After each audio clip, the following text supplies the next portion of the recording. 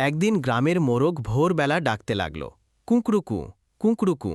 গ্রামবাসীরা ঘুম থেকে উঠে কাজে যেতে লাগল, কিন্তু বনের এক শিয়াল মোরগের ডাক শুনে বিরক্ত হয়ে বলল, আহা, যদি ওই মোরগটাকে ধরতে পারতাম, আজই চেষ্টা করব।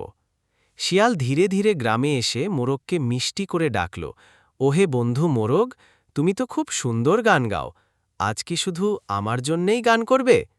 মোরগ ছিল বুদ্ধিমান, সে সঙ্গে সঙ্গে বুঝল শিয়ালের মনে খারাপ ইচ্ছে আছে। তবুও চালাকি করে বলল, ঠিক আছে, তবে তুমি আগে চোখ বন্ধ করে আল্লাহর নাম নাও, তাতে তোমার মন ভালো হবে। শিয়াল লোভে পড়ে চোখ বন্ধ করল। তখনই মোরগ জোরে ডাক দিল, কুকরুকু কুকরুকু, এবং সঙ্গে সঙ্গে উড়ে গিয়ে উঁচু গাছে বসে গেল। শিয়াল চোখ খুলে দেখে মোরগ অনেক দূরে। তখন আফসোস করে বলল, আহা, লোভের কারণে আমার সব সুযোগ হাতছাড়া হয়ে গেল।